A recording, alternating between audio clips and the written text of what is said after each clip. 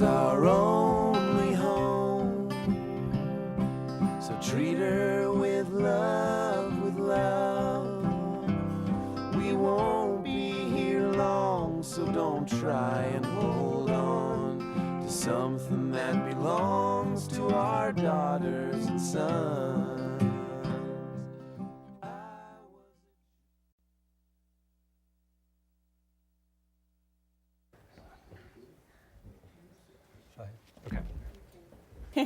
Stand wherever I want. Welcome, everybody, to the first Naturalist Night of the year. I'm Dave Reed. I'm with the Wilderness Workshop. And over there is Julia there's Julia Kintsch. There's Lindsay Stinnett from ACES. And ACES and the Wilderness Workshop are jointly putting on this Thursday night Naturalist Nights for this year. And and I wanted to call your attention, if you didn't already see, to these schedules out there, and there's also a flyer for next week's presentation, a week from today, same time, same place. Aspen's Rugged Splendor, History and Photographs of the Maroon and Castle Creek Valleys by David Heiser and Paul Anderson. And I believe that's going to be an update of a show that they presented here last year, the end of last year, which was overflow crowd, and a lot of people didn't get in, so hopefully they'll get a second chance to see it this year. It was a really good show about those two beautiful valleys. So I'm here just to introduce Julia, who's our speaker tonight. Julia Kintsch of the Southern Rockies Ecosystem Project, come over here from the Front Range to speak to us. She is the program director, is that right? Program director. That's right, yep. For the Southern Rockies Ecosystem Project, which is it's a regional scale group. I mean, the Wilderness Workshop is local in the sense that it looks after the White River National Forest area. Julia's group looks after pretty much all of Colorado, or mountainous Colorado, and a little bit into Wyoming. I'm probably stealing your show by saying that. I'll let you know if you step on my toes. They are the people who are kind of implementing the big picture vision that many people have had, which is to reconnect wildlife habitat continent-wide, from the Yukon, from Alaska, all the way down to Mexico. And these are the guys with the maps and the linkages and the encyclopedic knowledge of where the animals are and where they want to get to, and what we need to do to weave together their habitat again that we have fragmented with roads and settlement and so on. So Julia was last year to talk about a very cool thing that we hope will happen soon, which is a wildlife bridge over I-70, a bridge just for wildlife. And so this program that she's going to be talking to you about is kind of in the service of that. So take it away, Julia. Cool. Thanks, Dave. I was going to suggest, can we turn off maybe just the front row of lights so the slides show up a little bit? I don't know if that. I was thinking the opposite, like lights on back and lights off in front. Does that work? Oh well. If it's too complicated, that's okay. I don't know. Whatever works for you guys to see. It looks great. Oh, okay. Okay. I just want to make sure you can see the critters. Perfect. That's beautiful. Thank you. It's great to be here, so thanks all for coming here tonight. It's really a pleasure. Coming up to the Roaring Fork Valley is always a treat, so can't complain about that. And it's nice to be able to talk to all of you and give you a little bit of an update about the whole Wildlife Bridge project. I will be talking a little bit about that. Some of you have heard about it before. It may be new to some of you. And then talking a little bit more about the purpose of monitoring at Vail Pass and kind of the big picture with monitoring there, and then some of the specific stuff that we're doing there relative to the Citizen Science Wildlife Monitoring Program and getting folks out on the ground there. So without further ado, let's see. This, Dave alluded a little bit to the kind of work that my organization does, the Southern Rockies Ecosystem Project. We are based in Denver. We actually have a very small office of one person in Durango now. But we are based on the ecoregion, the Southern Rockies Mountain ecoregion, which does extend, it includes the Rocky Mountains of southern Wyoming, Colorado, and northern New Mexico. And we've done a lot of the research looking at, what are the important areas to conserve, what are the large networks of land, and how that all connects up throughout the Southern Rockies. And then we work with a lot of the local groups, with public land managers, on how to implement that, how to manage our public lands, where should we be focusing our protection efforts, and getting involved in other mitigation measures and things like that, so that we can actually achieve the vision of this large network of connected landscapes through the Southern Rockies, so that it's a functional landscape for all the wildlife that inhabit that area. So that's kind of where we come from, what our perspective is. And we really focus our activities in 3 program areas. The first one is habitat connectivity. It's one of the habitat fragmentation is one of the leading causes of, the leading threats to biodiversity around the globe, and specifically in the Southern Rockies. So it's something that's really of concern to us. And roads and highways are, one of the big contributing factors to that. So that's an area where we've really focused our work with the Department of Transportation and Federal Highways. And that's kind of where I'm going to be going with the rest of this talk. But the other 2 program areas where we work are the public lands and community planning. So working with the federal land managers, working with counties on these kinds of planning and protection efforts and management plans and so forth, so that it all kind of works together with all these other measures, so that we are protecting really important areas. And then finally, the conservation mapping. We work very closely with the environmental community. It's a great network, and people are just collaborating a lot, which I think makes us much more effective in our results when you have regional scale organizations and local organizations that are kind of working towards the same vision. And so this is a service that we can provide to these other organizations, as well as for our own purposes of doing spatial analysis and mapping, because we all know that a picture speaks 1,000 words. And so having those maps really helps policymakers, planners, and so forth. And so that's one of our other services. This map here, we conducted a statewide assessment of wildlife linkages with the Department of Transportation, CDOT, and Federal Highways. And so this map kind of represents some of the results of that assessment. And these are some of the high priority linkage areas that we focused on and did further in-depth assessments around the states. There's a project called Linking Colorado's Landscapes. And you'll notice that I pulled out in particular this Vail Pass linkage right here. It was identified as one of the very high priority linkages in the state, both in our study and in several other studies that have been conducted by other groups and agencies. And you'll notice that this linkage area, what we're talking about is connecting the Eagle's Nest Wilderness and that core habitat here with the Holy Cross Wilderness and that core habitat on the south side of I-70. And not only does this linkage cross I-70 right here at Vail Pass, it also crosses Highway 24 here. This is Minturn, and we go down to Leadville here. So there's 2 roadways that are traversed by this broad landscape linkage. And certainly I-70 is kind of the one that's first and foremost in our brains as being of really important concern, because it's a four-lane highway. You have a lot of traffic and high speeds, and it's recognized as a barrier to wildlife. So we know that's an existing barrier. Highway 24, on the other hand, down here is not necessarily as much of a barrier. It's a 2-lane highway. There's traffic on it, but not as much as I-70. So it's not as great of a barrier. It could potentially become a barrier in the future, and that's something that we have our eyes on, because we don't want to be doing work on I-70 and have that become what we call permeable for wildlife, and then have in the future Highway 24 become a really big problem. We need to be addressing all of this at the same time and making sure that that entire broad landscape linkage is functional for wildlife movement. So with that, so what do we do about this when we're talking about highways? The highways themselves is there's several kind of mitigation techniques that you can employ. And some of the most common or most recognized ones are structural measures. And so that includes things like vegetated overpasses. This one here is in Banff over the Trans-Canada Highway, and has been shown to be very effective, and that's similar to what we're proposing on Vail Pass.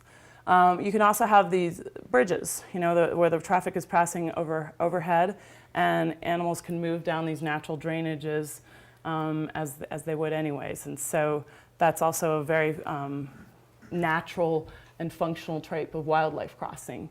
And then another alternative is this is a kind of an oversized culvert. It's an arch culvert for size, or for perspective, there's a person there, and it's connected with wildlife fencing here. So it kind of funnels, again, wildlife into this culvert. And the culvert is that particular one is about 12 feet high and 24 feet wide. So it's more enclosed than, for example, this bridge structure, but it is tall enough and wide enough that animals will use that.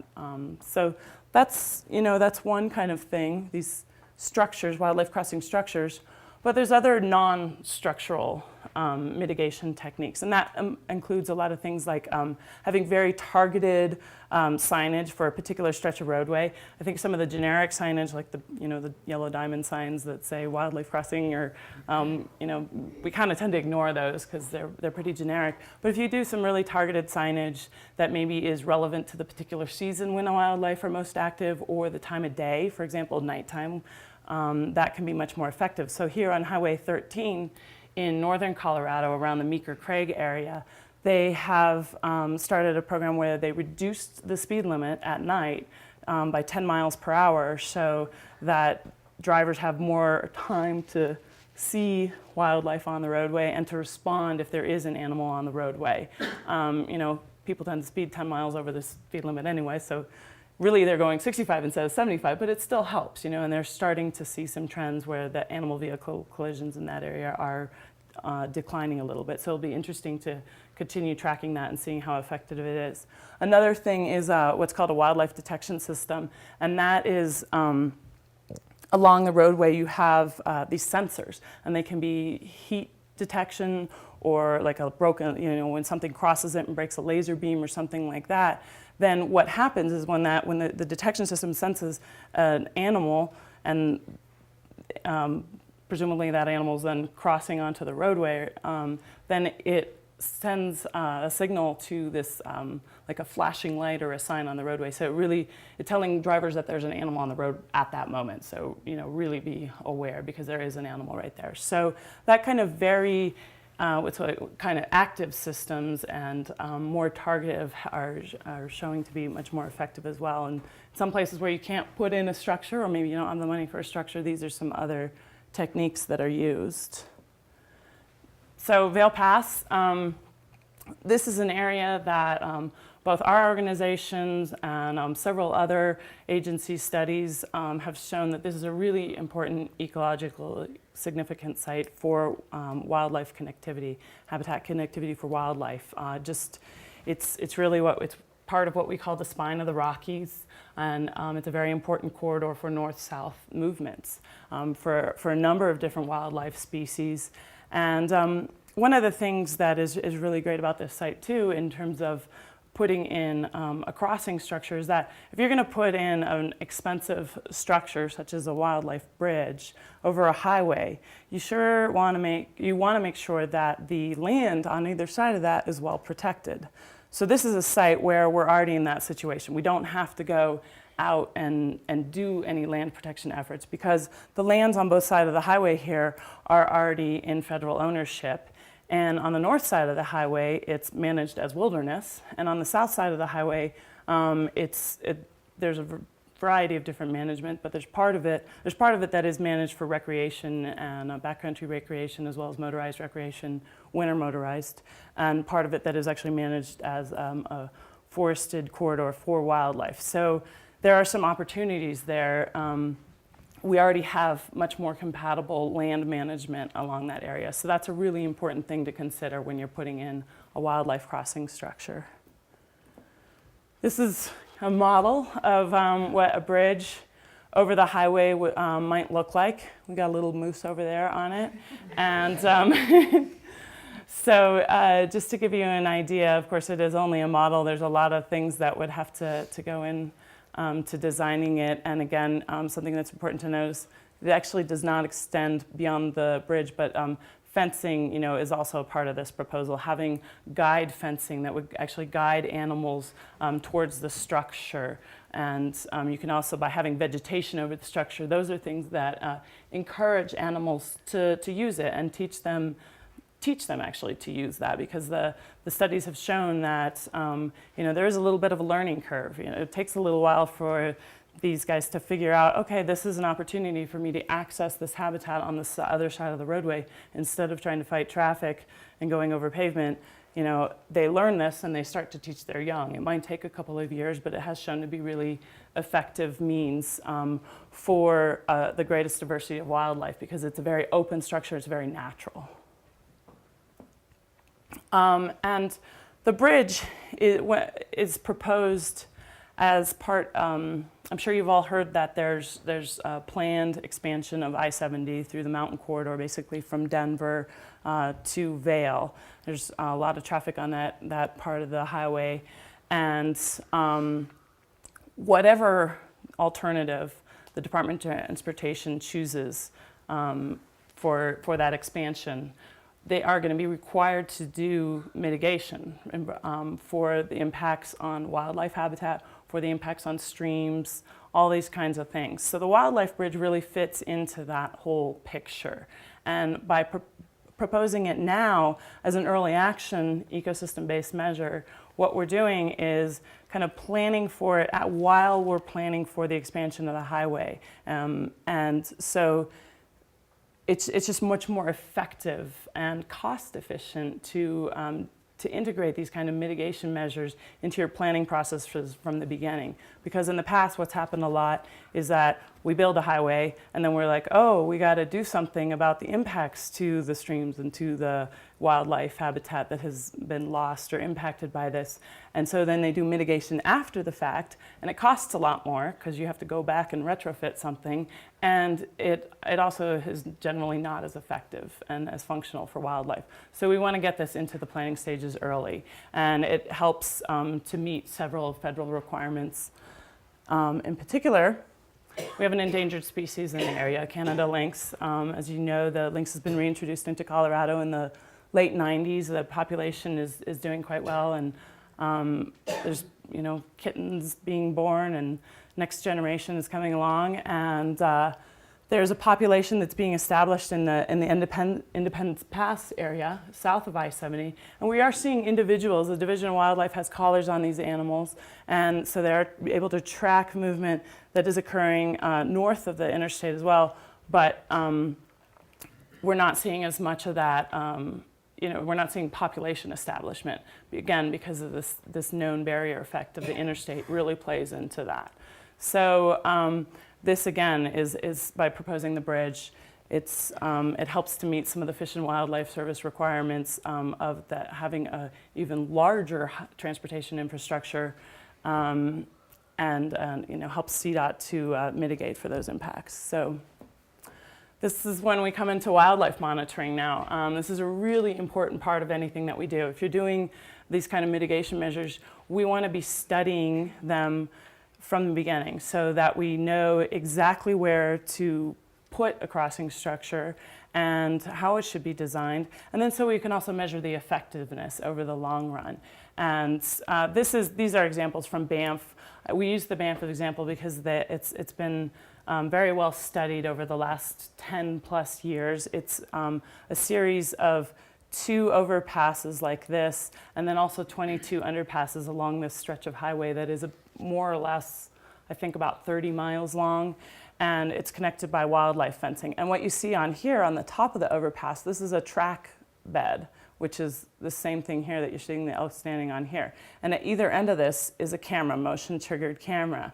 And so anytime an animal crosses over that, they get a picture of the animal, and they also can correlate to the tracks that they're seeing over it as well. So this is part of a monitoring program, and we're looking to this and learning from this program and using what they've done there to help to guide us in terms of what we're doing here.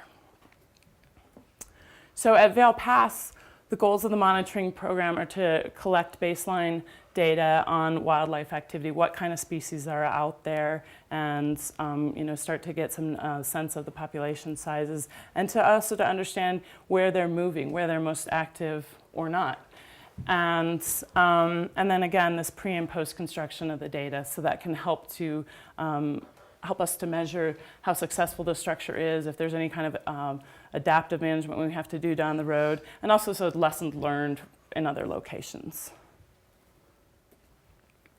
There's a lot of different monitoring techniques that you can use. We are beginning to work, in addition to the work that we're currently doing with the Citizen Science Wildlife Monitoring Program, which is currently focused really on these motion tick-grid cameras. And then this year, we're also going to start doing more with these scat surveys and doing genetic analysis of those scat surveys, so you can start to track DNA. Well, basically, you're doing DNA analysis of the scat, and then you can look at differences in that and differences in the populations on either side of the highway, and try to gauge how different they are, and quantify exactly how much of a barrier the interstate is. And so that's something that we're getting into now, and we've really been in this first year focusing on these cameras. But these are some other things that you can do that we've been talking about, and we're trying to work more with a lot of the agency partners like the Division of Wildlife and the Forest Service, as well as the universities, and Colorado State University in particular, and kind of create a larger monitoring framework, because quite frankly, our organization is not equipped to do all the monitoring, and universities are a great place for that kind of research, and there's a lot of grad students who like to get involved in, and have a great thesis, and so there's a lot of opportunity for us all to be working together in these different aspects of monitoring, so that we really have a very comprehensive monitoring program around Vail Pass. This is the monitoring design that we're using for the camera monitoring and the scat transects. Basically what it looks like is you have the interstate here, and we have 4 monitoring stations in what we call a line at this location, so at this milepost location.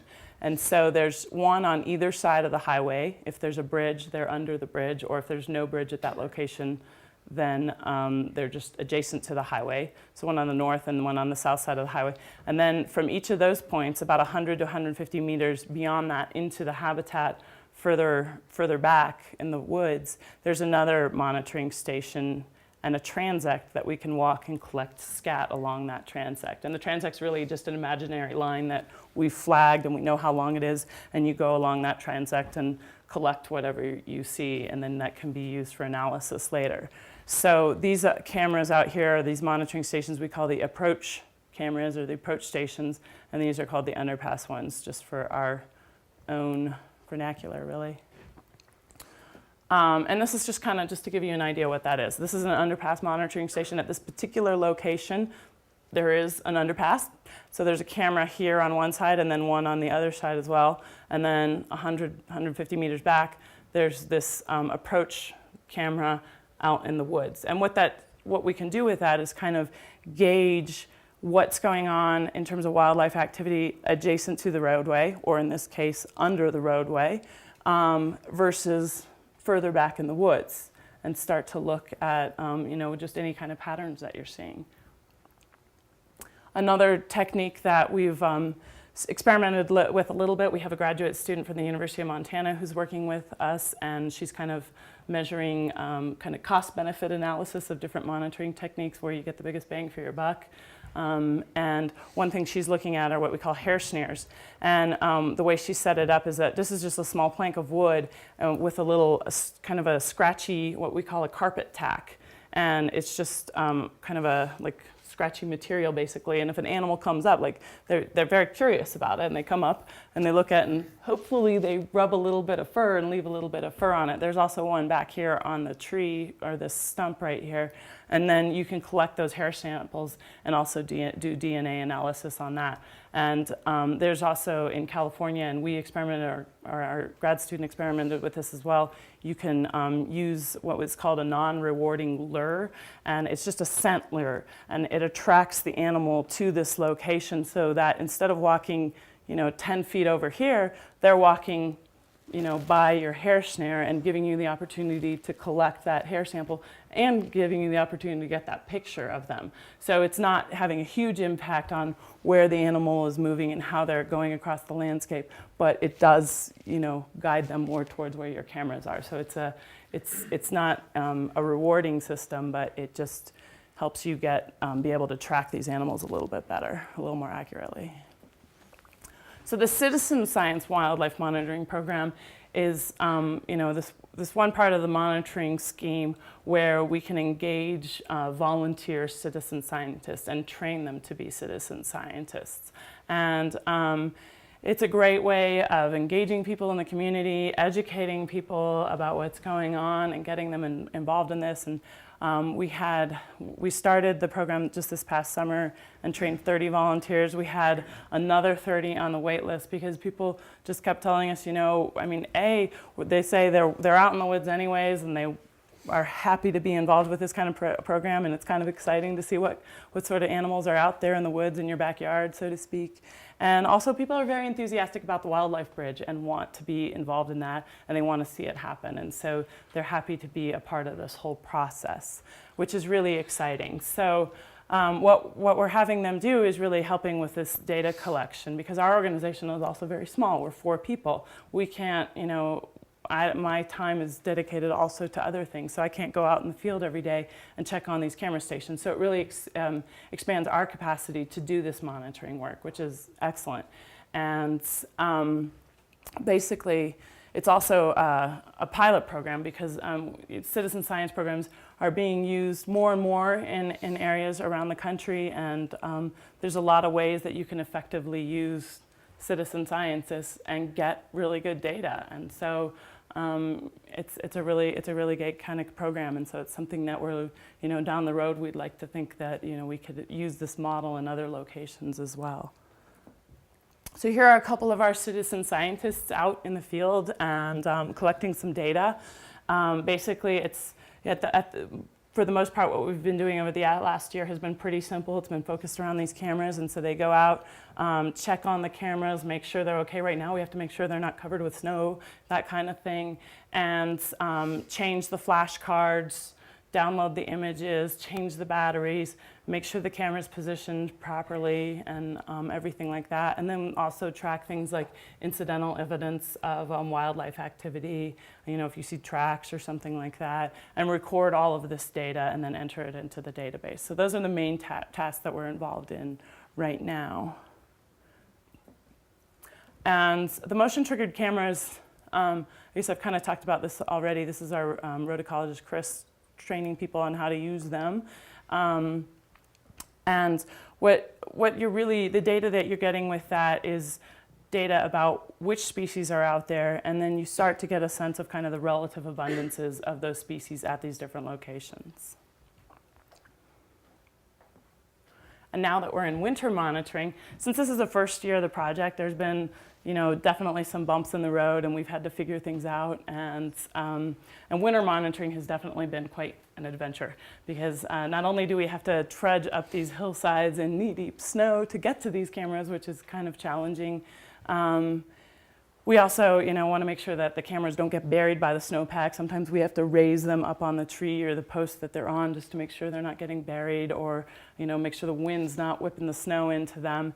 And also because of our permit requirements, where we're working is all on Forest Service lands and in the CDOT right-of-way, we have to make sure that everyone is safe and that we fulfill the obligations of our permit. And one of those things is avalanche training. So our volunteers are undergoing avalanche training with the Department of Transportation.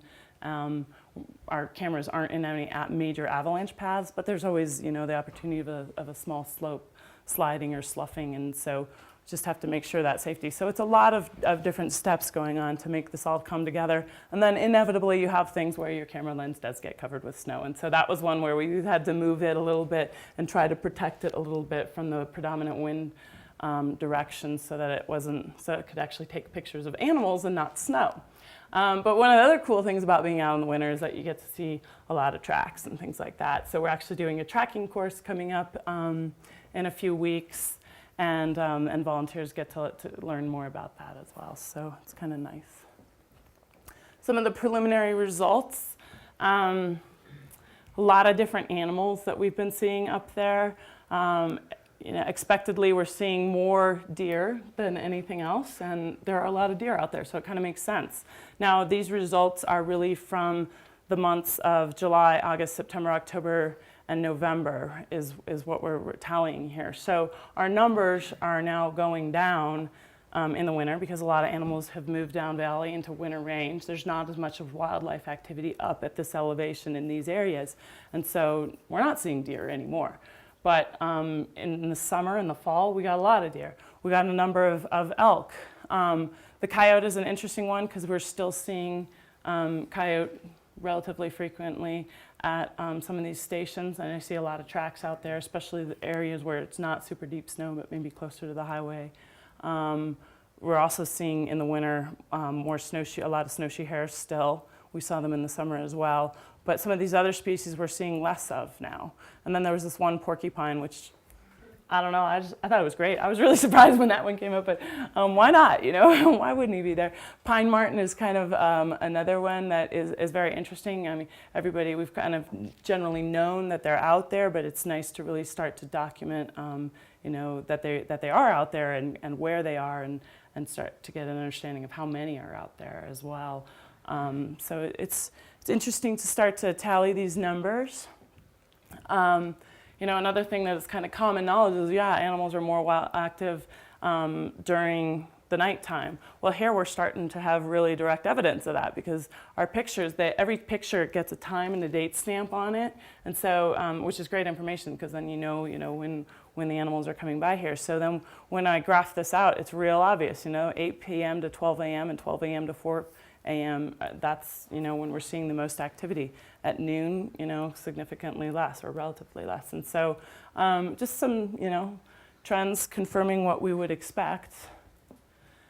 This slide kind of has a lot on it, but let me just kind of walk you through this. Basically, what we have here are, like I explained in that methodology slide, these different lines of cameras at different points, mileposts along the highway. And typically, these are about 1 kilometer apart, these camera lines. And so we have the underpass cameras and then the approach cameras at the ends. And so what I tallied here is just what species we're seeing at different camera stations. At this particular line, line 4, there is no bridge structure. So the highway is actually a pretty significant barrier here because it's at a location where the westbound lanes and the eastbound lanes are they're not even, they're actually very uneven, maybe 8 feet or so. And then there's also a concrete median. And so it's a pretty significant barrier at this location. And then at these two locations, line 5 and 6, there actually are these large bridge structures that we're monitoring movement at the existing bridges along the interstate. And so just starting to see, okay, well, what's going on here? And then I made this slide and then I thought, wow, there's not really any great patterns that I'm seeing just based on this one slide here. And granted, this is 3 lines out of several that we have established there. But it's kind of interesting here. I mean, there's definitely some things that put question marks over my head. For example, there is a bridge structure here. We have 90 deer on this side of the bridge that we've caught on our cameras, and only 16 deer on this side of the bridge that we've caught on our cameras. So, why is that? And we don't know. I mean, if you're not doing video monitoring or something like that, or collars that are tracking, regular where these animals are moving, you're not getting all the information off of a still photograph. You're getting some information, but we might want to know a little bit more about why some of this stuff is happening, and why certain animals are more at certain locations than others. But I think as we go on through the years with this program, it's gonna be really interesting to continue kind of mapping out where these animals are and by the numbers. So this is kind of, now we're getting into the fun part because this is all like pictures now. So these 4 pictures here were all taken at the same camera station. This is at a station that is a little bit down from the summit on the west side of the pass. So you can see the interstate right here. There's a sediment pond here. It definitely seems like the sediment pond is kind of an attractant to animals to actually come maybe closer to the roadway than they would otherwise. But we get a lot of pictures at this particular camera station. And here, I really like this photo because we have 1, 2, 3, 4 elk moving through here, and you can see the lights of the traffic back there on the interstate moving up. So there's a lot of activity right adjacent to the highway. Again, we don't know definitively if they're trying to cross right at that location based on these photographs, but this is showing us that there's a lot of activity right there. So also these 2 pretty nice looking bucks right there. So this is a camera station that is one of the approach camera stations, so further back in the woods. We have a doe and her fawn running by, and this was taken at the end of September, one snowy evening. And then about 3 weeks later, we have 2 bears going by the exact same path, and presumably moving into hibernation eventually. So kind of fun to get that one. This next series of photographs, again, is all taken at the same camera station. It's camera station 4NA. So that, again, is one of the approach camera stations that's further away from the highway. And it's just kind of interesting to go through and look at one single camera station and see the different pictures that are getting taken there and the diversity of species that are passing through there. So what we see here, I mean, we have a deer running by. We have a pine marten right here, just kind of hanging out. Part of an elk who moved very close to the camera. And you also get to see that not all the pictures turn out beautifully. Like some of them, we only get part of an animal. They're pretty good cameras, and they have a quick trigger time when the sensor is triggered. They take a picture pretty quickly, but this happens. So this one is kind of neat, though. This is September 3rd at 1:19 in the morning, so keep that in mind. So an hour later, we have another elk coming right by. And then about 30 minutes later, we have a little red fox coming by. So that's just one night, and this is just one location in the woods. So it's kind of cool to see that. And then, a few days later, we have a little fawn coming by as well. So that's it. And I haven't really been tracking time, actually, but I suspect we probably have some time for questions. So.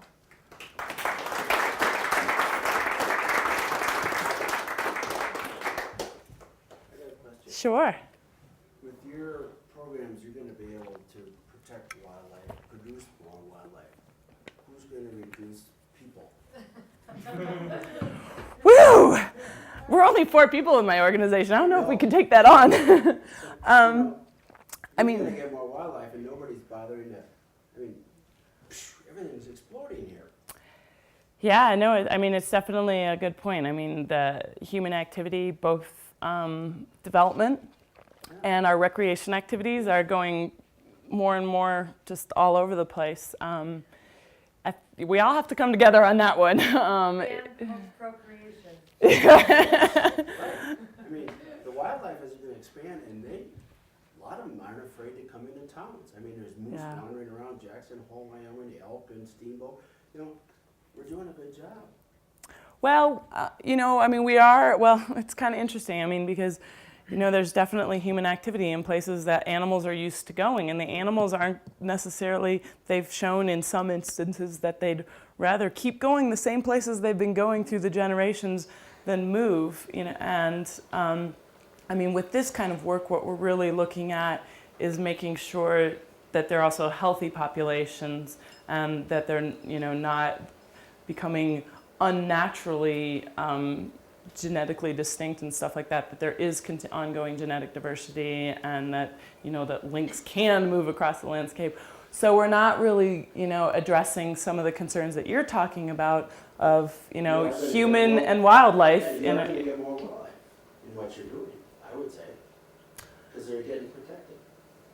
They are. You have to protect all the areas around it as well. I know, but they're going to have crossings and they aren't going to get hit and they're going to produce more, I would say. It's possible. I mean, if you're producing more predators, then they're going to also be eating more prey as well. So, I mean, there's some natural balances that are going to happen. And there are, I mean, it's not, we certainly hope to reduce animal vehicle collisions through this stretch. It's going to take a lot more than this one location to have animals not get hit and perish in that manner. But, I think it's a really good point that just the fact of wildlife-human interactions continues to increase, and we see that, and that is something that we all need to recognize, and that, we're living in the same habitat, and that we need to take some accountability for that. What that means, for people and for wildlife, I think we're still trying to figure some of that out, but we definitely have to be aware of it. You can control people if you can control the government that wants to expand everything, but you can't control natural animals' reproduction. So somebody ought to be hammering on. Are you suggesting that the animal population should not be increasing then? They should be able to do what they want. Man should be able to control himself and not expand so much. Well, we haven't really shown a great propensity for doing that, so. I would just throw in that I think humans over time are getting better at coexisting with wildlife, and Julie's organization is an example of how we're arriving at that point. And so in a way we're getting more efficient. I mean, although we're building more shopping malls and more condos, but we're also incorporating mitigations. Increasingly, we're building mitigations into it so that at least we can coexist. Right. And I think it also just shows the importance of, of our protected areas and having connected protected areas, because, I mean, yes, there are some animals that are going to wander into town, but there's a lot that aren't, and they're being increasingly shoved into a smaller and smaller area. And so keeping the protections, ensuring that those protections remain on those areas, and maybe even expanding some of those protected areas, as well as ensuring that there are connections between those, I just think it becomes more and more important. Otherwise, we are going to lose more animals and more diversity. So, yeah, sure. Yeah, it is a problem for sure. Up in a place like Banff, how frequent are these wildlife bridges? Are they like every mile or so? Or? No, there's 2 bridges and there's 22 underpasses, so it's a whole series of things. And what's great about that is that that there's a lot of different opportunities for animals to cross. So it's not like you're just funneling the wildlife all to one location, because if you just fenced everything off and had them go at one location, it probably wouldn't be that effective. So I say it's a mile or less between structures. In most cases along that stretch. And they're actually working on another stretch of highway adjacent to that now and adding more bridges and more underpasses. So, and they are being really effective. They've shown on the bridges that there's been, with their camera monitoring, that there's been 75,000 crossings by wildlife so far. So, pretty good numbers. Yeah? I have a 2-part question. Okay. The first part being, what is the degree so far in the studies that have been done, what is the degree of the learning curve? And then secondly, is there any kind of trend not only between species but crossing species as far as the intuition of learning about new crossings? Okay, I'm not totally sure I understood the second part of your question, but let me take a stab at this. The first part of your question is the generally accepted number has been 3 years. It takes about 3 years for animals to really get the hang of this new crossing area, this new access to habitat. But that's we definitely see exceptions to that. There was a crossing, an overpass that was put in Florida over a highway, and it was actually built to get funding for it. They also had like a human trail that goes over it, which is not generally considered the ideal situation. You typically want to separate those 2 uses, but that's how they got funding for it. And they showed in the first year they got a picture of a panther using that crossing. So you never know, really. I mean, there are going to be individuals who are using it, but I think to getting regular use and so forth, we generally expect it's going to take about 3 years for that to start happening. Now, can we try the second part again?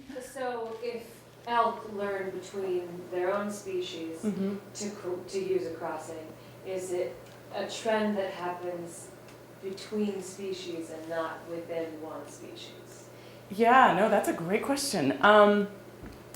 My best guess for that is that, within the species, there's gonna, especially with animals like elk or deer, which are herd species, and they are going to, they're learning that as a herd, or they teach their young, those kinds of things.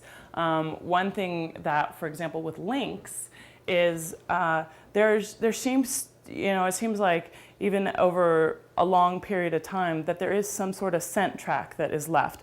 For example, with some of the first lynx that crossed I-70, that occurred near Bakerville on I-70, so like on the other side of the divide. And for whatever reason, that first lynx decided to cross in that area. Just that's where it ended up, and it crossed there. There's no real logic that we know why it did.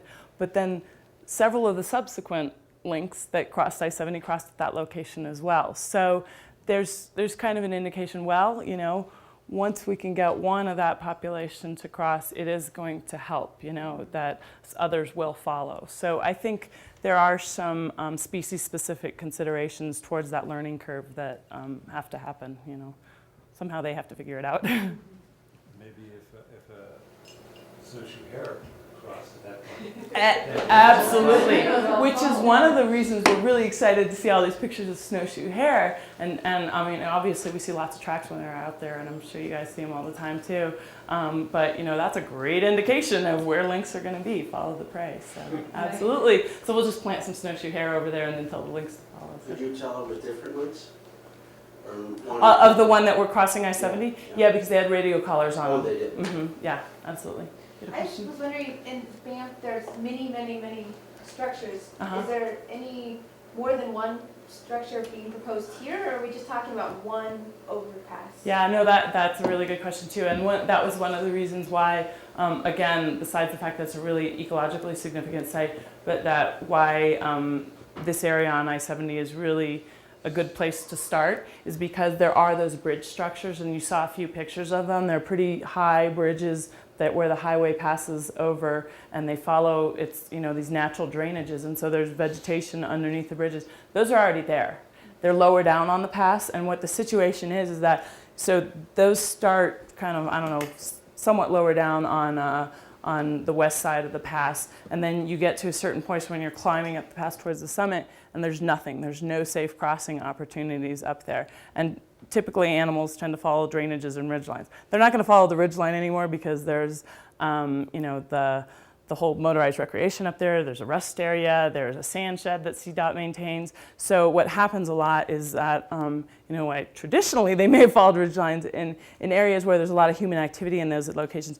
They tend to move their activity off the ridgeline a little bit. But we still have this large stretch of area where there's no safe crossing opportunities, and we know that animals, are getting killed there. We know it's a barrier to wildlife through there. So we're kind of trying to build off of those existing structures. Yeah, go ahead. On the Banff Highway, you said that there were overpasses and underpasses. Mm-hmm. Have the results shown any pattern? Like, are overpasses used more, but are they more expensive? Yeah. Is there a difference in how much traffic each kind of pass receives, and like the cost difference between them? Yeah. One like more. I don't know. No, absolutely. They did show some patterns between species preferences on overpasses and underpasses, and they basically found that grizzly bear and wolf really preferred the overpass. I hope I'm getting all this right. I'm trying to remember that overpasses, and that black bear tended to prefer the underpasses. They did start to see some trends like that. It also depends with these underpasses, the dimensions and the naturalness of the structure, because especially for animals like deer and elk that are prey species, they want to be able to see clearly. They definitely prefer structures that have a more natural, as opposed to like a culvert, which is kind of more artificial. And so those kinds of things really affect species preferences as well. But there also could be some regional differences. For example, in areas where there is no grizzly bear, black bears have been shown to prefer overpasses. So, there's things like that that could be just regional things. In terms of cost, a lot of that comes down to site-specific considerations. The area in Vail Pass where we're looking at, you couldn't put in an underpass at that location. Topographically, it just doesn't make sense. And so really the best solution in that area is an overpass. In other locations, definitely an underpass might be the best solution. So it just kind of depends on that site. So. Do you want to take maybe one more question, Sure. and then Someone has one. then people can stay? Yeah. I was wondering with your photos, in terms of on either side of the road, you mentioned on some sides of the road there's wilderness, and other sides there's national forest. Did you notice the difference between, say, more photos in wilderness, more photos in national forest, more photos in BLM, or was there a land management thing that was more protected? Yeah, no, that's a great question. And to be honest, we haven't really done that specific analysis. It's all national forest lands, though, in that area. But there are management differences.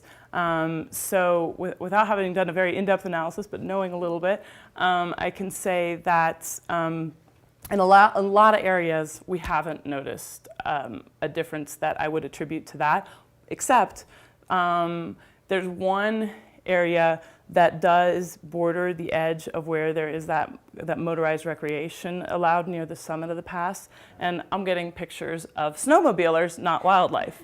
No wildlife at that camera station, So then there's another area where it's an existing underpass, much lower down on the pass towards East Vail. And there's actually a trail. It's a narrow drainage. It's a pre-street drainage. If you know it, it's like the 2 Elk Trail, and that goes from the bike path, and then it goes up the drainage. And really, in much of that drainage, the only place for an animal to walk, and animals like to go the easiest way too. There's already an established, packed down trail. They're going to follow the trail. And really, it's such a steep, narrow drainage. It's the only place for them to go. So we have cameras through that drainage as well. I'm getting pictures of hikers and stuff like that. I'm not getting any pictures of animals at that. On that whole line, all 4 cameras, I'm not really getting pictures of animals along there. So there seems to be a really strong correlation between human activity. I can't say definitively, at this point, but there's certainly been other studies that have suggested that as well. Yeah. Cool. Well, and like Dave said, I am around. I'll stick around for a little bit if you guys have more questions. Well, thanks everybody for coming, and don't forget to tell your friends about next week, David Heiser and Paul Anderson, Maroon and Castle Creek Valleys. Cool. Thank you all.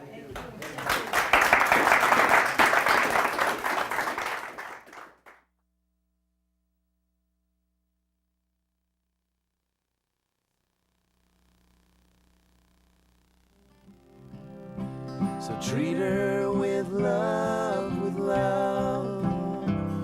We won't be here long, so don't try and hold on to something that belongs to our daughters and sons.